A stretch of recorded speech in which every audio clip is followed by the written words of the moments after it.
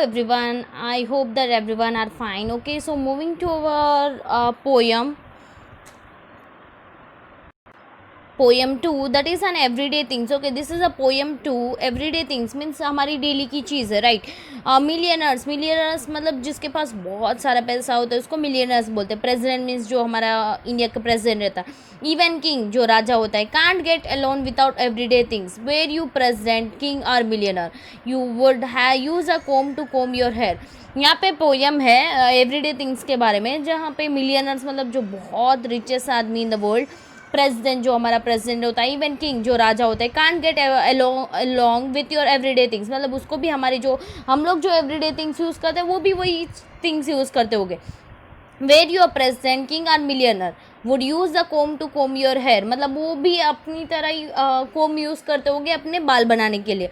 If you wish to be clean and you would I hope you would take a bath with the water and soap and you would have to eat if you want to eat bread and vegetable fish and meat. जैसे कि आप wish करते हो कि मुझे अच्छे से clean होना है, अपने बॉडी को क्लीन करना है, then you take a bath, right. आप बात ले लोगे, नहा लोगे, and water with water and soap, पानी से और सोप पे नहा लोगे. एंड कभी आपको भूख लगी, then if you wanted to eat मतलब ब्रेड एंड वेजिटेबल आप वो खाओगे, इफ़ नॉट फिश और मीट जो भी आपको खाना अच्छा लगता है वो. While you drink for a breakfast would probably be milk or chocolate or coffee or tea, right. अगर सुबह आपको ब्रेकफास्ट में कुछ पीना है तो आप ऑब्वियसली मिल्क पियोगे, चॉकलेट मिल्क शेक पियोगे या फिर कॉफ़ी या टी, राइट. वही पी सकते हो. थोड़े आप कोल्ड ड्रिंक सुबह पी सकते हो. No, not at all. You have to wear, you could hardly refuse underclothes, outer clothes, stockings and shoes, right. और आपको कपड़े पहने तो ऑब्वियसली आप जहाँ जो काम करते हो वो उस हिसाब से आप ड्रेसली होते हो. जैसे कि स्कूल जाना है then you have to wear the uniform, right. अगर आपको कहीं बाहर जाना है तो आप अलग क्लोथ्स पता, अंडर क्लोथ्स, आउटर को जो अंदर के कपड़े होते हैं, बाहर के कपड़े सब आपको पहनना होता है, शूज, सॉक्स, एवरीथिंग.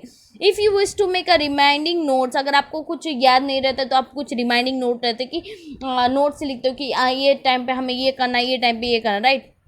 जैसे कि टाइम टेबल हमारा होता है स्कूल पे.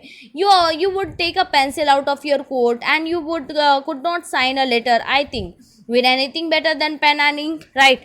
तो यहाँ पे बोलते हैं कि अगर आपको कुछ लिखना है तो ऑब्वियसली अपने कोट से पेंसिल निकालोगे and you start writing and you could not sign a letter आप साइन भी नहीं कर पाओगे लेटर को. I think with anything better than pen and ink, right. If you want to read मतलब अगर आपको पढ़ना है you would be sure to look at newspaper, magazine और बुक. अगर आपको कुछ पढ़ना है तो आप बुक्स ढूंढोगे या फिर न्यूज़पेपर या magazine, right.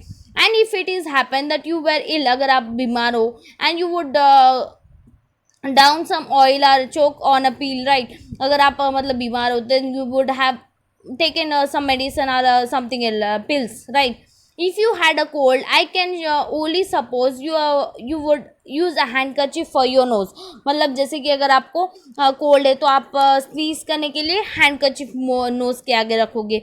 When you wanted to rest you very head अगर जब भी आपको रेस्ट चाहिए तब आप ले सकते हो. Like other folks you don't hop into a bed, right. आप बेड में सो जाओगे. Millionaires president even king can't get along without everything everyday things. जैसे कि यहाँ पे पोइट बोल रहा है कि जैसे कि मिलियनर हो या प्रेसिडेंट हो ये सारी चीज़ वो भी करता है जैसे हम करते हैं, right. This poem is written by Jean Eyre. Okay, here is the question answers. First one is what are the three everyday things mentioned in the first 6 lines? Okay, जो फर्स्ट 6 लाइन में everyday things आपको mention करना है वो यहाँ पे आपको लिखना है. Second one what are the everyday things we eat and drink जो हम लोग एवरीडे थिंग्स जो खाते हो और पीते हो वो लिखना है. What garment have been mention in the poet मतलब कौन से जो कपड़े मेंशन किए पोएट ने. Fourth one what do we sign our letter with मतलब हम किससे लेटर साइन करेंगे.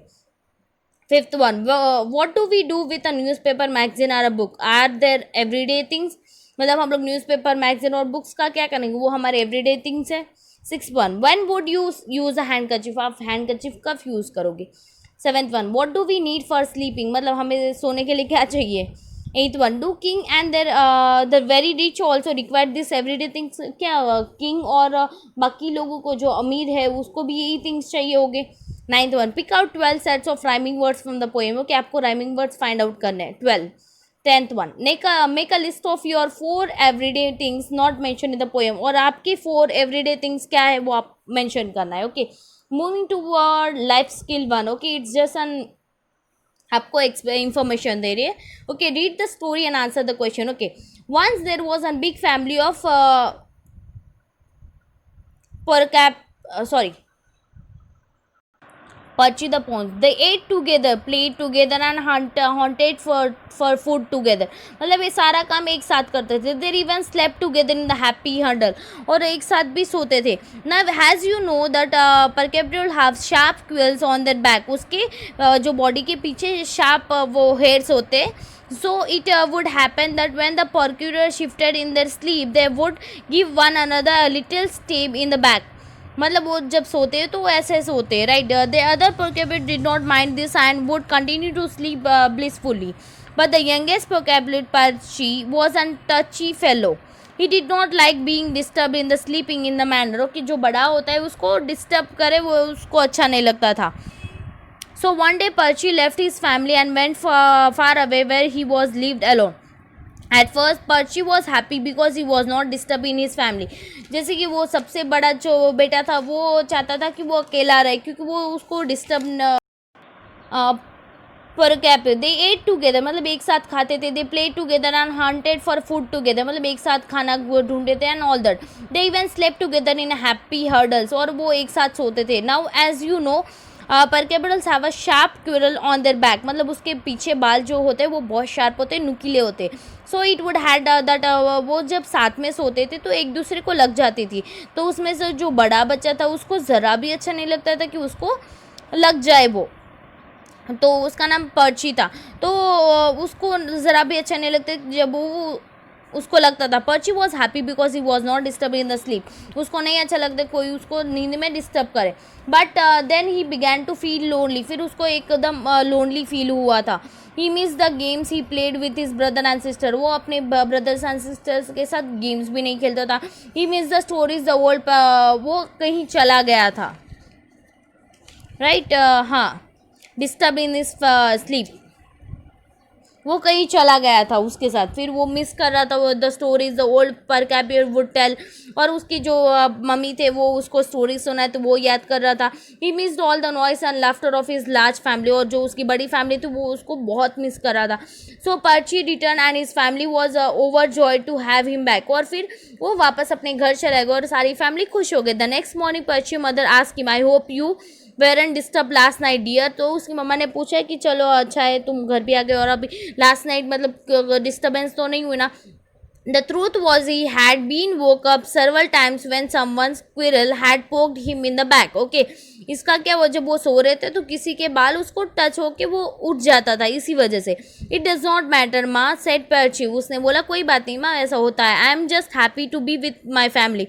मैं खुश हूँ कि मैं अपनी फैमिली के साथ हूँ. And he never thought of leaving again. तो उसने सोचा कि अभी मैं कभी आपको छोड़ के नहीं जाऊँगा. What activity did the Porcupine family do together? मतलब क्या एक्टिविटीज़ करते थे साथ में.